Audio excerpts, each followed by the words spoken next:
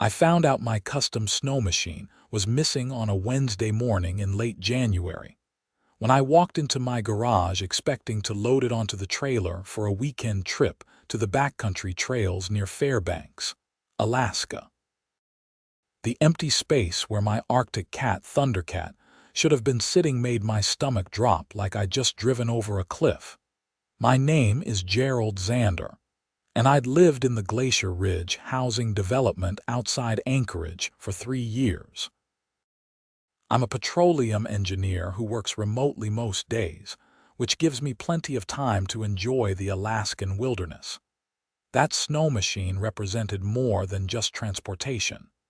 It was my escape, my freedom, and a significant chunk of my savings at nearly $15,000. I'd customized it extensively with upgraded skis, a performance exhaust, heated grips, and most importantly for this story, a discrete GPS tracking system I'd installed after my buddy's four-wheeler got stolen from a trailhead parking lot last summer. I immediately pulled out my phone and opened the GPS tracking app. The device was still transmitting. My snow machine wasn't stolen by some random thief. It was sitting in a garage exactly 4 houses down from mine.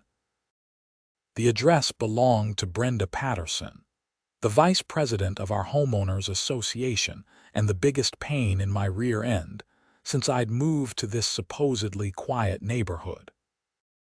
Brenda was what you'd call a classic Karen, though that term doesn't quite capture the full scope of her meddling personality.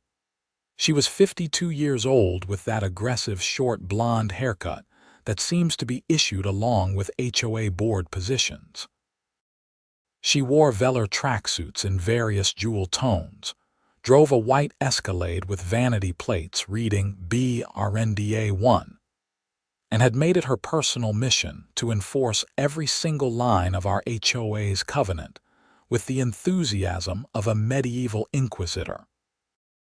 Over the past 3 years, she'd cited me for leaving my garbage invisible from the street on a non-collection day, for having a small oil stain on my driveway that I was literally in the process of cleaning when she photographed it, and for installing a light fixture on my front porch that was apparently the wrong shade of bronze according to the architectural guidelines. Each violation came with a tersely worded letter and threats of fines, but this was different. This wasn't a petty violation of subdivision aesthetics. This was theft. She'd taken my property without permission, and I had the proof sitting right there in my phone. I threw on my winter coat and boots and marched down the snow-lined street toward her house. The morning air was brutally cold, maybe 15 below zero, and my breath formed thick clouds with each angry exhale. Other houses in the neighborhood looked quiet and peaceful, with their approved exterior paint colors and regulation mailboxes. I passed the Henderson place, the Kumar residence, and the vacant lot where someone was supposed to start building next spring. Brenda's house came into view, a sprawling 2-story with stone accents and professionally maintained landscaping that somehow looked pristine even under 2 feet of snow. Her husband Richard worked on the North Slope for 3 weeks at a time, which meant Brenda had plenty of unsupervised time to focus her energy on neighborhood enforcement. Their 2 kids were grown and lived in Seattle, a fact Brenda mentioned constantly while complaining about how young families these days didn't respect property values. I rang the doorbell and heard it chime inside with an elaborate melody. Through the frosted glass panel beside the door, I saw movement.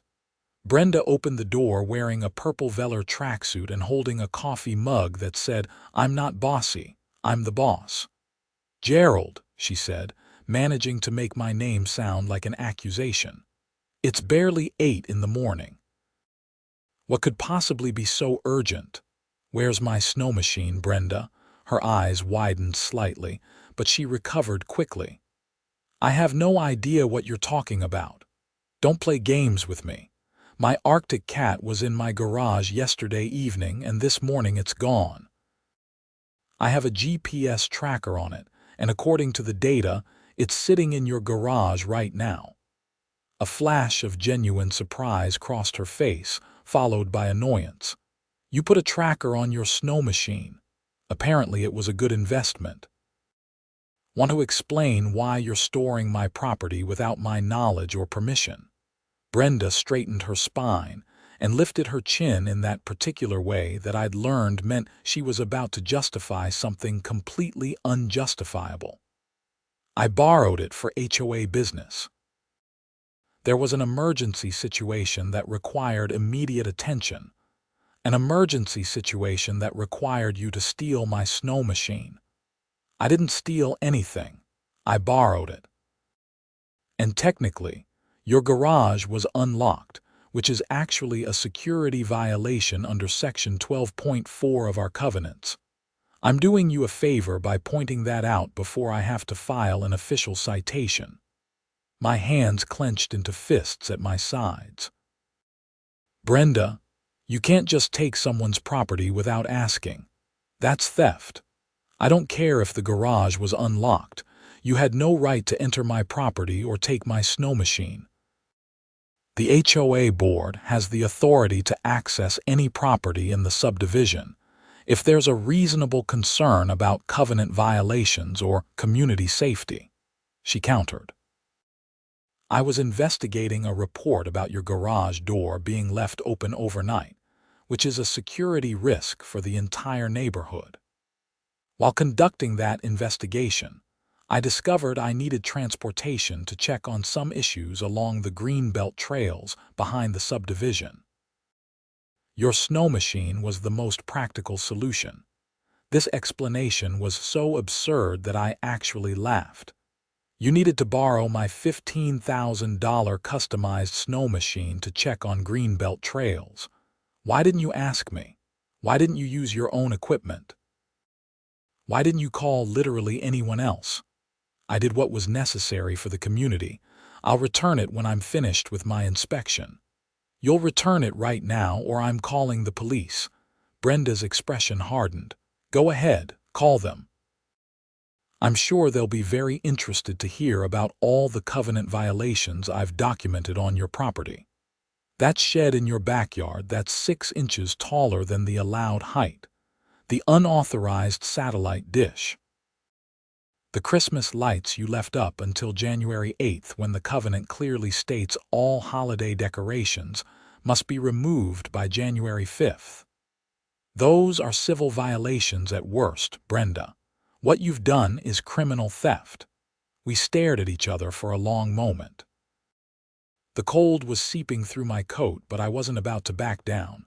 Finally, Brenda sighed dramatically. "Fine. I'll have Richard help me get it back to your garage this afternoon when he gets home. Richard's on the slope. His rotation doesn't end until next week." She blinked. "Right. Well, I can't move it myself. It's too heavy." "Then you should have thought about that before you took it. Open your garage. I'm taking it back right now." Brenda hesitated and something flickered across her face. Guilt, worry. "It's not here." The GPS tracker in my hand said otherwise, but her tone made my stomach sink. "What do you mean it's not here?" "I mean I did borrow it earlier this week for the greenbelt inspection, but then Martha Jenkins from the communications committee needed it yesterday for something, and I let her take it. It should be at her place." This was getting more absurd by the second. "You loaned out my snow machine to someone else, without my permission, after you'd already taken it without my permission. Martha needed to check on some signage issues along the northern property line. The HOA snow machine is in the shop getting serviced. We have an HOA snow machine. This was news to me. We're supposed to. The board approved the purchase 2 years ago, but there were budget complications. We're working on it." I pulled up the GPS tracking app again and zoomed in on the map. The signal was definitely coming from somewhere inside or very close to Brenda's property. "Brenda, the GPS says it's here, right here. within 50 feet of where we're standing. Her face went pale and I saw her swallow hard. Martha must have brought it back and put it in my garage. Let me check. She disappeared inside, leaving the door open. I stepped into the foyer, not willing to let her out of my sight. The house smelled like vanilla candles and coffee, with instrumental classical music playing softly from somewhere deeper inside. I could hear her in the garage and then a door opening. "It's here," she called out, her voice tight. I walked through the kitchen and into the attached 3-car garage. My Arctic cat sat there in all its modified glory, looking exactly as I'd left it. Except as I got closer, I noticed something that made my blood pressure spike even higher. There was fresh damage. A long scrape ran down the right side panel and the windshield had a crack spreading from the lower corner. "What happened to it?" I demanded. Brenda had the decency to look uncomfortable. "I'm not sure. It might have been like that when I borrowed it." It absolutely was not. I detailed this machine 2 days ago. "What did you do, Brenda?" "I didn't do anything. Maybe Martha had a small incident. These things happen on trails. That's why people have insurance." I moved closer to inspect the damage. The scrape was significant, probably $800 to repair and repaint properly. The windshield was another $300 minimum. "This is unbelievable. You stole my property, damaged it, and now you're acting like I'm the one being unreasonable." "I didn't steal anything," Brenda insisted, her voice rising. "I borrowed equipment for legitimate HOA business. If you'd been more cooperative and community-minded, I would have asked first. But you've shown a pattern of resistance to HOA authority, so I made an executive decision. An executive decision to commit theft and destruction of property." "Oh, please, you're being so dramatic. It's a few scratches. I'll have the HOA cover the repairs." "You're damn right you will, and I want it in writing, and I want a formal apology presented at the next board meeting." Brenda laughed, actually laughed. "A formal apology? Gerald, you really don't understand how things work around here. The board doesn't apologize for doing our jobs.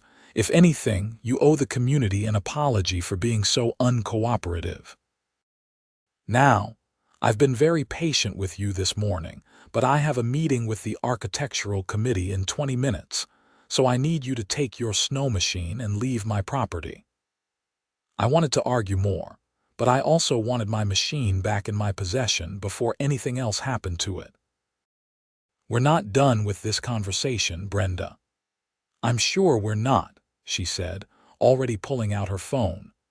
"I'll be documenting this entire interaction for the board records. Your hostile attitude toward a board member performing her duties is concerning." I checked over the snow machine more carefully.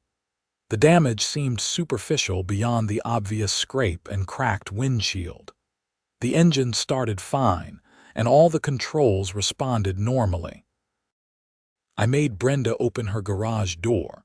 Then I backed the machine out into the cold morning air and drove it the 4 houses back to my own garage. Once it was safely inside with the garage door firmly shut and locked, I went inside and pulled up the GPS tracking history on my laptop.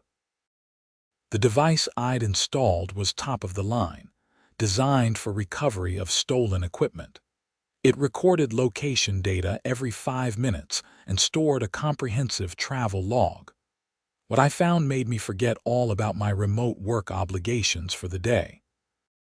Brenda hadn't just borrowed my snow machine for a quick inspection of Greenbelt trails. Over the past 4 days since she'd taken it, my machine had traveled over 230 miles. The GPS data showed trips all over Anchorage and the surrounding areas. She'd taken it to the Chugach State Park, to multiple residential neighborhoods, to shopping centers, and even to a resort lodge up near Girdwood. I sat back in my chair, staring at the screen. This wasn't HOA business. This was joyriding. Brenda had stolen my expensive, customized snow machine, and used it like her personal recreational vehicle for nearly a week. I started documenting everything. I took screenshots of every single GPS data point, noting the dates, times, and locations. I photographed the damage to my snow machine from multiple angles. I wrote down our entire conversation from that morning while it was fresh in my memory.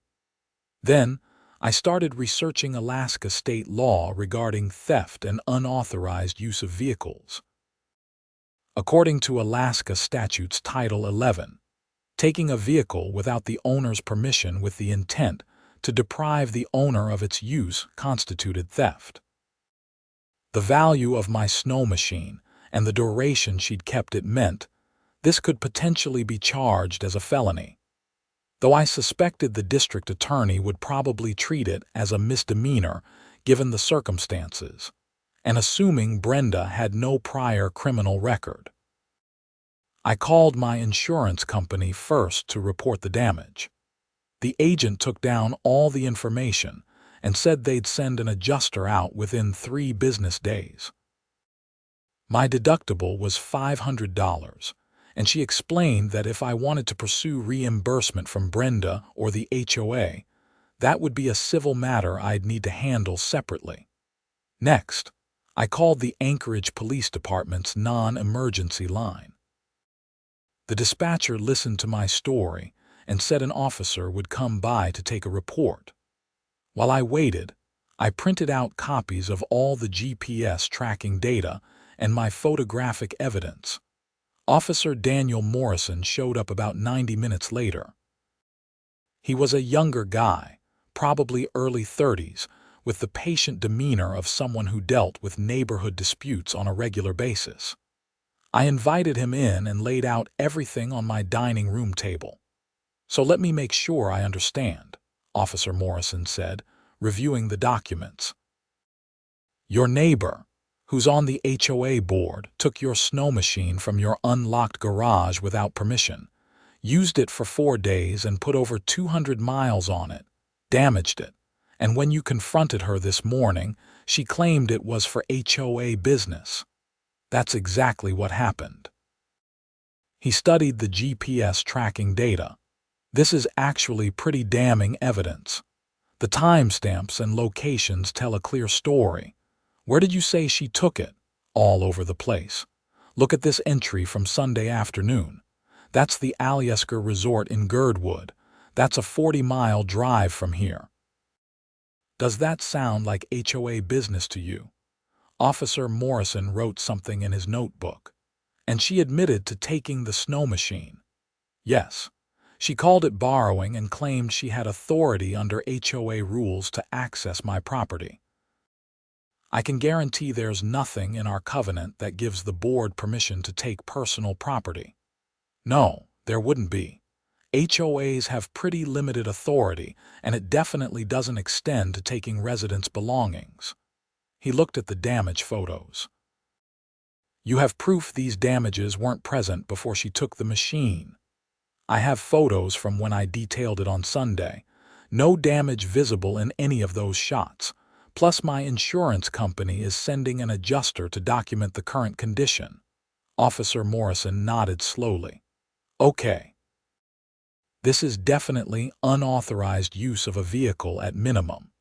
Given the value of the snow machine and the extent of use, I think there's grounds for theft charges. However, I need to be straight with you about what happens next. I'll file a report and forward it to the district attorney's office. They'll review it and decide whether to press charges. Given that the defendant returned the property when confronted, and this appears to be a neighborhood dispute rather than traditional theft, they might offer a plea deal or diversion program if they do prosecute." "I just want her held accountable," I said. "She can't just take people's property and act like she has some kind of authority to do whatever she wants because she's on the HOA board." "I completely understand. Trust me, we get calls about HOA disputes all the time, but this is more clear-cut than most. Give me about 30 minutes to finish this report, and then I'll go speak with Miss Patterson and get her statement." Officer Morrison was thorough. He photographed everything, took detailed measurements of the damage, and recorded my complete statement. When he left, he said I should expect to hear from the DA's office within a week or two. I spent the rest of the day making more calls. I contacted an attorney who specialized in property disputes and HOA law. His name was Frank Reeves, and his office was in downtown Anchorage. I explained the situation over the phone, and he asked me to email him all my documentation. "This is actually pretty straightforward from a civil perspective," Frank told me. "She's liable for the damage to your property, and you can sue for the repair costs, loss of use, and potentially punitive damages given the egregious nature of taking your property. The criminal charges are separate, but they might actually help your civil case. If she's convicted of theft or unauthorized use, that conviction can be used as evidence in civil court. What about the HOA itself? Are they liable? That's an interesting question. If Brenda was acting in her capacity as an HOA board member and claimed she was doing HOA business, you might be able to pursue the association itself. They carry liability insurance for exactly this kind of thing. I'd need to review your HOA's governing documents and their insurance policies to give you a definite answer. What's this going to cost me? I can handle the civil case on a contingency basis if you want. I take 30% of whatever we recover. Or you can pay hourly, which is $250 an hour. Given the clear evidence you have, I think this is a winner, so I'm comfortable with contingency." "Let's do contingency. I want this resolved." "Great. I'll draw up a representation agreement and email it to you today. In the meantime, get repair estimates from at least 2 shops for the damage. Don't start any repairs yet. We want the adjuster to see everything in its current condition." After I hung up with Frank, I sat at my kitchen table and felt the adrenaline from the morning finally starting to wear off. My hands were shaking slightly. I wasn't someone who enjoyed confrontation, and the idea of getting into a legal battle with my neighbor and my HOA made me feel exhausted. But Brenda had crossed a line that couldn't be uncrossed. The next few days were surprisingly quiet. I got repair estimates from 2 different shops. Both came in around $1,100 total, which was actually lower than I'd feared. The insurance adjuster came out on Friday afternoon. A tired-looking woman named Patricia who'd apparently dealt with more Snowmachine claims than she cared to count. She took her photos, agreed with my estimates, and said the insurance company would cut me a check for $600 after my $500 deductible. "You'll want to go after the person who damaged it for your deductible and any depreciation in value," Patricia advised.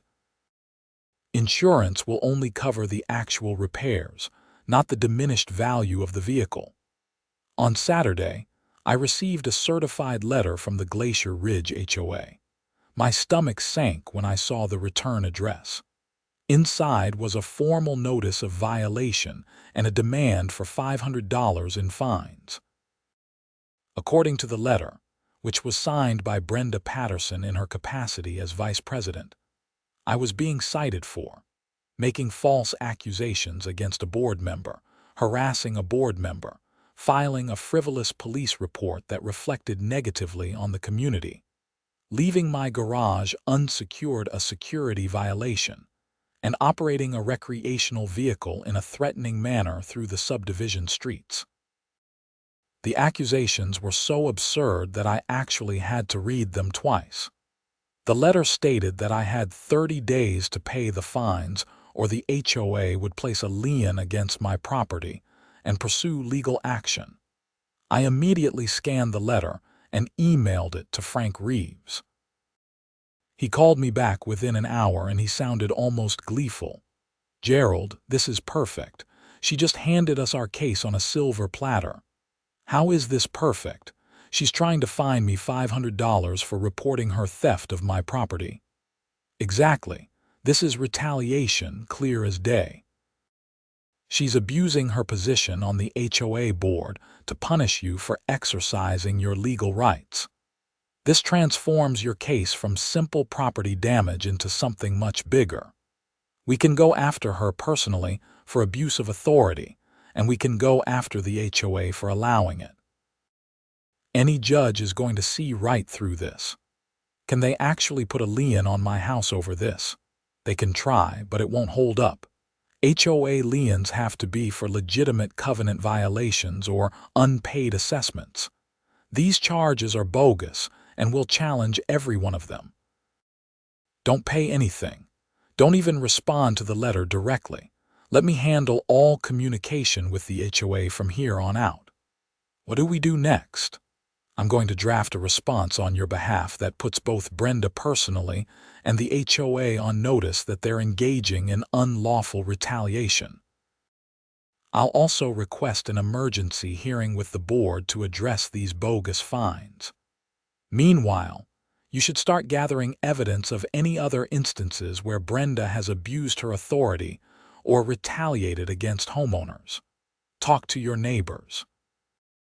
I guarantee you're not the only person she's treated this way. That suggestion sparked something in my mind. I'd been so focused on my own situation that I hadn't thought about whether Brenda had a pattern of this behavior. I spent Sunday afternoon walking around the neighborhood, knocking on doors.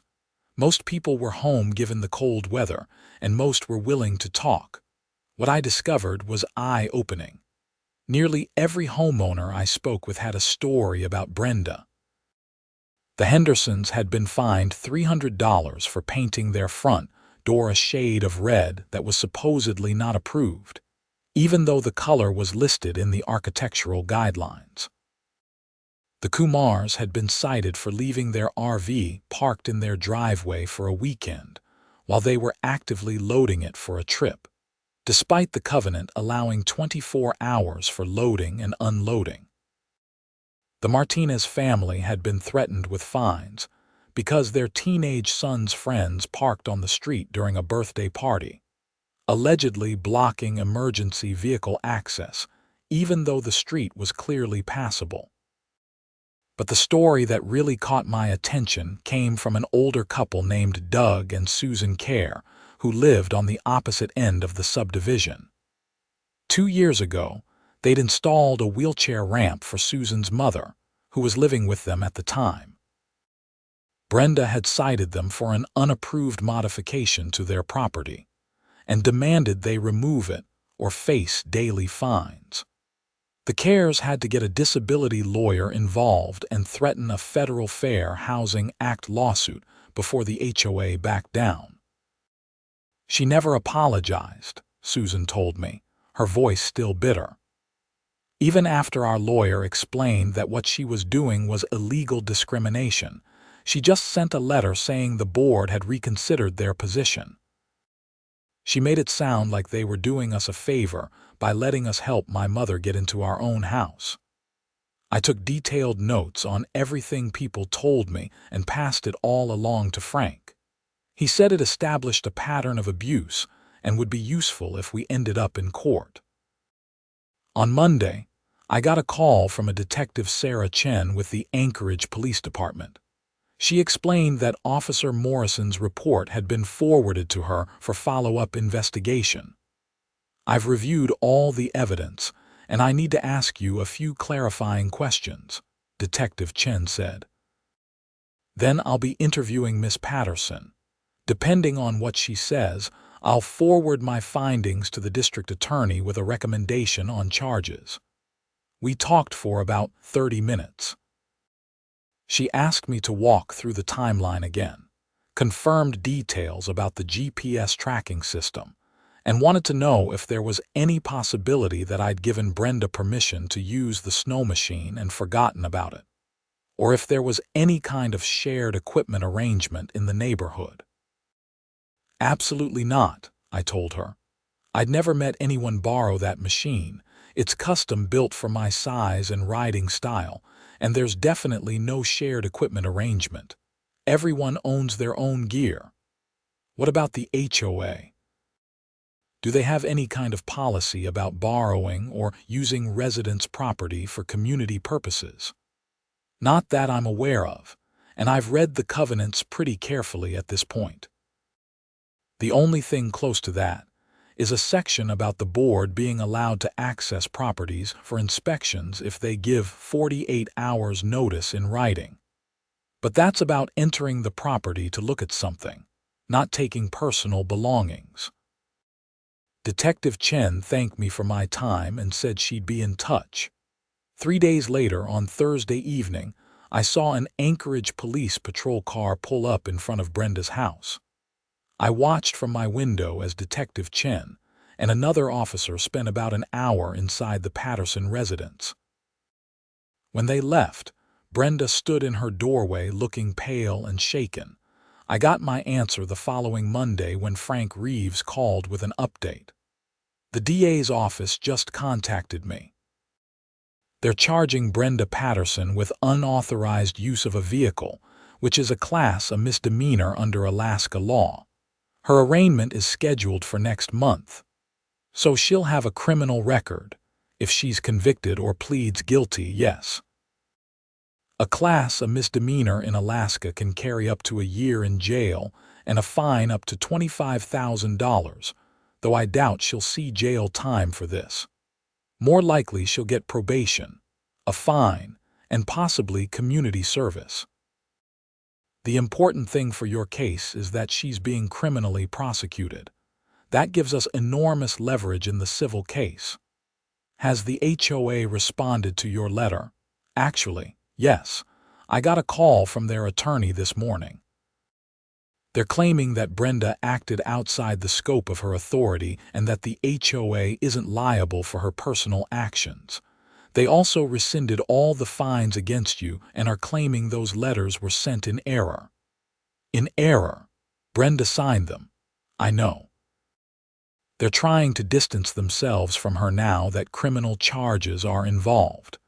It's a smart move on their part, but it doesn't completely absolve them. They gave her the authority to act as vice president, and she abused that authority. There's still an argument for organizational liability. What do you think we should do? I think we should let the criminal case play out for a few more weeks and see how Brenda responds. If she pleads guilty, that makes our civil case even stronger. Then we can decide whether to sue just her or include the HOA. My gut says the HOA's insurance company will want to settle once they see all the evidence. They don't want to go to court and have all this air publicly. Frank's prediction proved accurate. Over the next month, several things happened in quick succession. First, Brenda hired a criminal defense attorney and tried to argue that she genuinely believed she had authority to borrow my Snowmachine for HOA purposes. The DA's office wasn't buying it, especially after Detective Chen's investigation turned up the GPS evidence showing trips to tourist destinations and shopping centers. Second, the HOA held an emergency board meeting and quietly asked Brenda to resign from the board. According to the meeting minutes, which were posted in our neighborhood's online portal, Brenda declined to resign and claimed she was being persecuted for her dedication to maintaining property values. The board then voted to remove her from her position as vice president, with only Brenda voting against the measure. Third, and perhaps most satisfyingly, other homeowners started coming forward with their own complaints about Brenda's behavior. The Cares filed a formal complaint about the wheelchair ramp incident.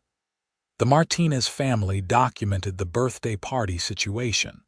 Even more stories emerged about selective enforcement of rules, retaliatory fines, and general abuse of authority. The HOA's attorney, a sharp woman named Lisa Donnelly, called Frank and requested a meeting to discuss settlement. We met at Frank's office on a Tuesday afternoon in late February. Lisa brought copies of the HOA's insurance policies and a proposed settlement offer. "My clients want to resolve this matter quickly and quietly," Lisa began. "The board acknowledges that Miss Patterson's actions were inappropriate and that certain mistakes were made in how the situation was handled after Mr. Xander filed his police report."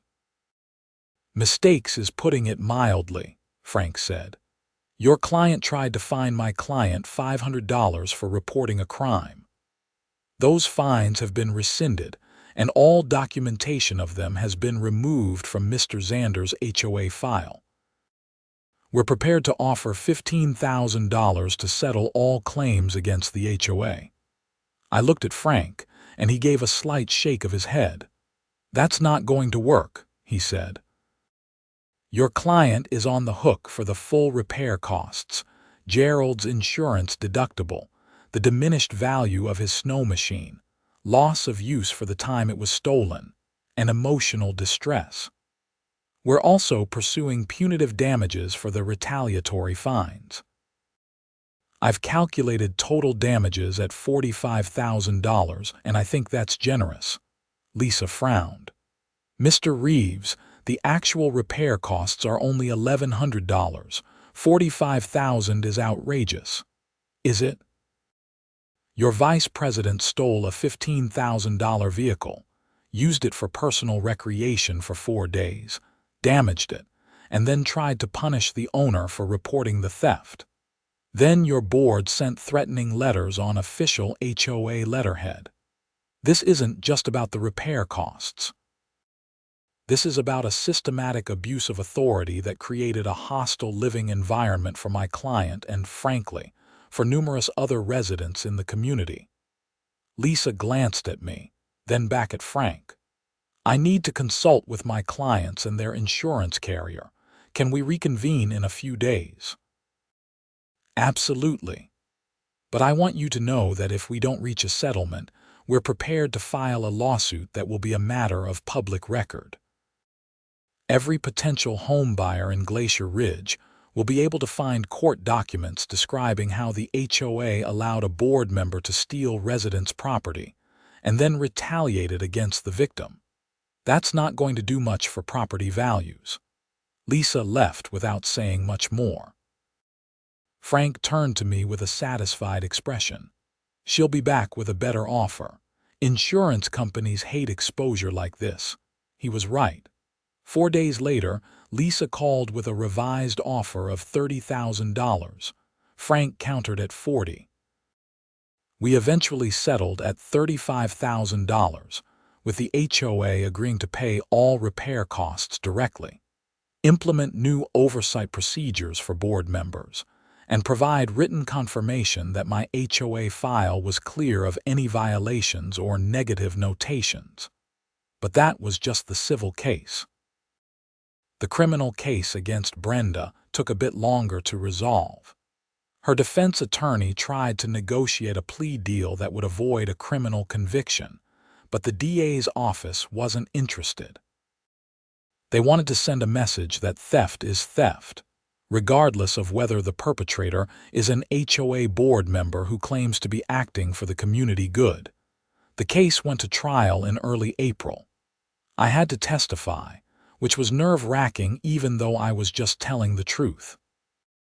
I explained about finding my snow machine missing, about the GPS tracker, about confronting Brenda, and about the damage I'd discovered. The prosecution submitted all the GPS tracking data as evidence, and it was displayed on large screens in the courtroom showing the exact route Brenda had taken my snow machine on each of the 4 days she'd had it. Brenda's attorney tried to argue that she genuinely believed she had authority under the HOA covenants to access my garage and use my property for community purposes. The prosecutor demolished this argument by pointing out that Brenda had never documented any of her supposed inspections, had never filed any reports with the HOA board, and had taken the snow machine on personal recreational trips to tourist destinations. The most damaging testimony came from Martha Jenkins, The communications committee member Brenda had claimed to loan my Snowmachine to. Martha testified that she'd never asked to borrow any Snowmachine, had never needed to check signage on the northern property line, and had been shocked when Brenda tried to involve her in the situation. She called me the day after Mr. Xander confronted her, Martha testified. She asked if I would say that I'd borrowed the Snowmachine from her for HOA business. I told her absolutely not. I'm not going to lie for her or for anyone else. The jury deliberated for less than 3 hours before finding Brenda guilty of unauthorized use of a vehicle. The judge scheduled sentencing for 2 weeks later. I attended the sentencing hearing. The courtroom was more crowded than I expected.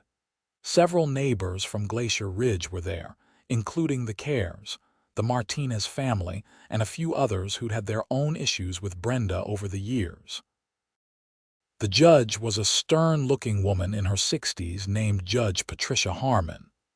Brenda's attorney made a plea for leniency, arguing that his client had no prior criminal record, had returned the property, and had acted out of misguided dedication to her community rather than criminal intent. The prosecutor countered that Brenda had shown no remorse, had attempted to retaliate against the victim, and had tried to obstruct justice by asking Martha Jenkins to lie for her. Judge Harmon listened to both sides and then addressed Brenda directly. "Miss Patterson, I've reviewed all the evidence in this case, and I've read the victim impact statement submitted by Mr. Xander. What concerns me most is not just that you took someone's property without permission, but that you seem to have genuinely believed you had the right to do so because of your position on your homeowners association board. That kind of thinking is dangerous. HOA board members are volunteers who agree to help manage common areas and enforce reasonable community standards. They are not law enforcement. They are not entitled to access private property or personal belongings without permission. The fact that you don't seem to understand this distinction, even now, is troubling." Judge Harmon sentenced Brenda to 1 year of probation, 200 hours of community service, a fine of $5,000, and mandatory restitution for all damages I'd incurred, including my insurance deductible and the diminished value of my Snowmachine. The judge also ordered Brenda to have no contact with me, except as necessary for neighbors living in the same subdivision, and prohibited her from serving on any HOA board for 5 years. Brenda's face was bright red by the time the judge finished. She looked like she wanted to argue, but her attorney put a hand on her arm and whispered something to her. They left the courtroom quickly after the hearing ended, pushing past the small crowd in the hallway. Several of my neighbors approached me afterward to shake my hand and thank me for standing up to Brenda. "Someone needed to do this years ago," Doug Kerr told me. "Maybe now we can have an HOA that actually serves the community instead of terrorizing it." The story didn't quite end there. In the months that followed, Glacier Ridge HOA underwent significant changes. The board voted to implement new bylaws that limited board members' authority, required detailed documentation of any property inspections, and created an appeals process for homeowners who disagreed with violation citations. They also hired a professional management company to handle day-to-day operations, which took a lot of the arbitrary enforcement power out of volunteer board members' hands. Brenda and Richard eventually put their house up for sale. I heard through the neighborhood gossip network that Richard was furious about the whole situation and the damage to their reputation. They moved to a condo in downtown Anchorage in July, which meant Brenda no longer had an HOA to manage or neighbors to monitor. I felt a little bad for whoever ended up on her condo association board. As for me, I got my snow machine repaired and took it on several long trips into the backcountry that summer and the following winter. Every time I started it up, I thought about how close I'd come to just letting the whole situation go, writing it off as a weird neighbor dispute that wasn't worth the hassle of pursuing. But I was glad I hadn't taken that route. Brenda had needed to face consequences for her actions, both for my sake and for everyone else in the neighborhood who'd been dealing with her abuse of authority for years. The criminal conviction and the civil settlement sent a clear message that HOA board members aren't above the law, and that homeowners have rights that can't be trampled just because someone has a title and a set of covenants to hide behind. The GPS tracker remained installed on my snow machine, though I had to replace the battery once. It gave me peace of mind knowing that if anything like that ever happened again, I'd have concrete evidence of where my property had been taken. Though honestly, after everything that happened with Brenda, I made sure my garage was always locked, and I installed a security camera system that covered all my vehicles and equipment. Frank Reeves became a friend of sorts. We got together for coffee occasionally, and he told me that my case had led to several other homeowners in different subdivisions reaching out to him about HOA disputes.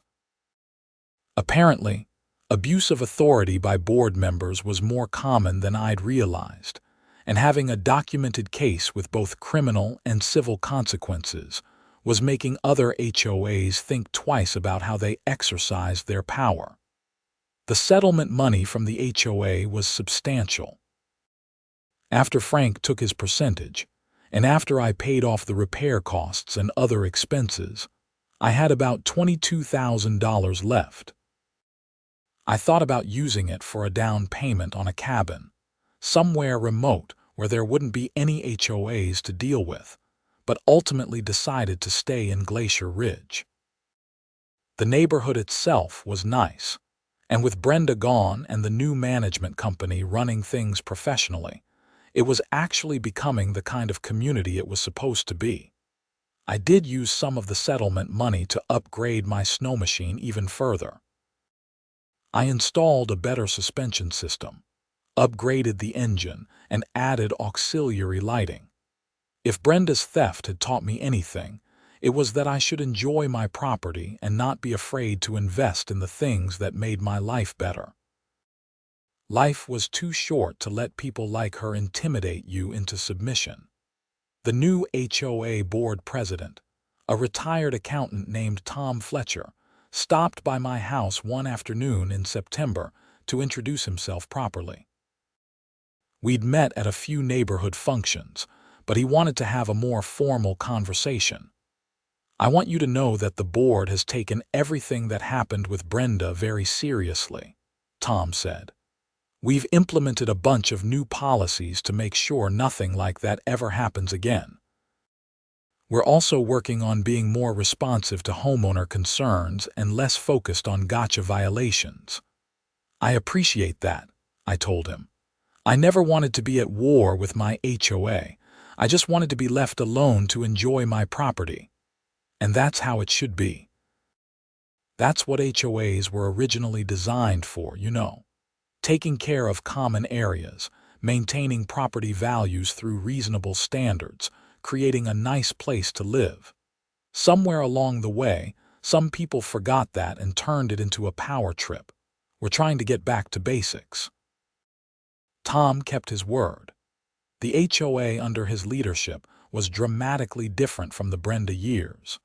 Violation notices became rare and were always preceded by friendly conversations. The architectural committee approved reasonable modification requests quickly. The neighborhood actually started feeling like a community rather than a police state. I ran into Brenda one more time, about a year after everything happened. I was at a sporting goods store in Anchorage looking at new gear when I saw her in the checkout line. She saw me too, and for a moment we just stared at each other. I thought about saying something, maybe even trying to find some kind of closure to the whole situation, but she turned away sharply and left the store without buying anything. That was fine with me. I didn't need closure or an apology from Brenda.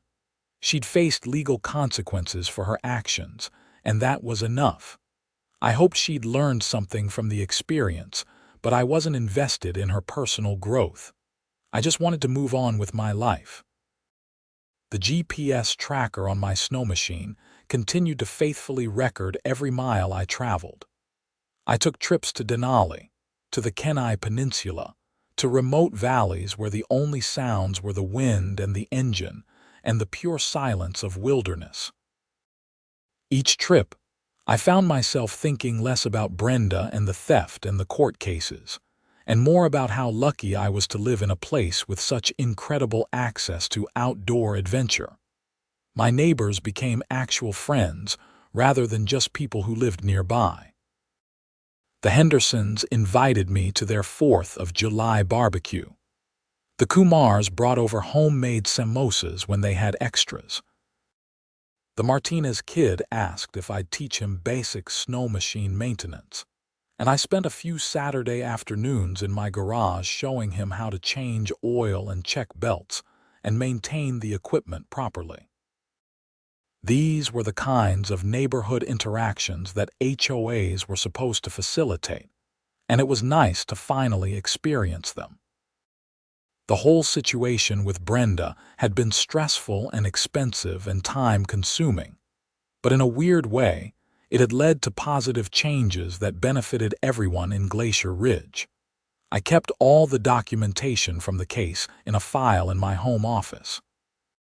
Sometimes I'd pull it out and review the GPS tracking data, the police reports, the court documents. It was a reminder that standing up for yourself was worth it, even when it was difficult and uncomfortable. It was a reminder that people in positions of authority, no matter how minor that authority might be, needed to be held accountable when they abused it. And it was a reminder to always install a GPS tracker on expensive equipment. That single $200 device had been the key to everything.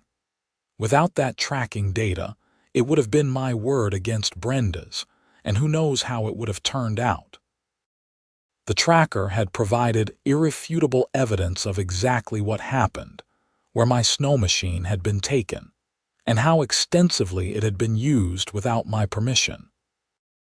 I recommended GPS trackers to every friend and neighbor who owned ATVs, Snowmachines, boats, or other valuable recreational equipment. A few people thought I was being paranoid, but most agreed it was smart insurance. At least 2 neighbors ended up recovering stolen equipment thanks to trackers they installed based on my recommendation. The story made local news when the criminal trial happened, though they didn't use my name in the reports. The headlines were along the lines of HOA vice president convicted of stealing neighbor's Snowmachine, an Anchorage woman sentenced for unauthorized use of vehicle. The comments sections on the online articles were entertaining, filled with people sharing their own HOA horror stories and debating whether HOAs did more harm than good. I didn't engage with any of the online discussion. I'd said everything I needed to say in court and through official channels. But it was validating to see that most people understood why I'd pursued the case and supported holding Brenda accountable. There were a few comments defending her or suggesting I'd overreacted, but they were in the minority. Life settled into a comfortable routine after all the drama. I went to work, maintained my house to reasonable standards, enjoyed my Snowmachine and other recreational pursuits, and participated in neighborhood events when they interested me. The HOA became what it should have been all along, a mostly invisible organization that handled landscaping of common areas and maintained the neighborhood pool and sent out occasional newsletters about upcoming events. Tom Fletcher proved to be an excellent board president. He ran the monthly meetings efficiently, treated homeowners with respect, and focused on actual community improvements rather than enforcement for its own sake. Under his leadership, the board approved funding for new playground equipment, better lighting along the walking trails, and an emergency preparedness program for the neighborhood. These were the kinds of initiatives that actually made the neighborhood better, that actually justified the monthly HOA fees I paid. It was such a stark contrast to Brenda's reign, where the budget seemed to go toward printing violation notices and paying for legal opinions on how strictly they could enforce the most nitpicky covenant requirements. I even volunteered for a committee myself, the Community Events Committee. We organized things like the 4th of July barbecue, a Halloween trick-or-treat route, and a winter festival in December. It was actually fun to be involved when the focus was on bringing people together rather than finding reasons to find them. The Martinez kid, whose name was Carlos, turned out to have a real knack for mechanical work. After I taught him the basics of Snowmachine maintenance, he started helping other neighbors with their equipment. By the following winter, he had a little side business doing seasonal prep and maintenance for people's recreational vehicles. I was proud to have helped him discover that skill and interest. Doug and Susan Kerr became good friends. We had dinner together regularly, and they shared stories about their years in Alaska and the changes they'd seen in Anchorage over the decades. They were glad to see the HOA situation improve and grateful that I'd been willing to stand up to Brenda when they and others had felt too worn down to fight anymore. As I write this, it's been almost 2 years since that morning when I discovered my snow machine missing from my garage.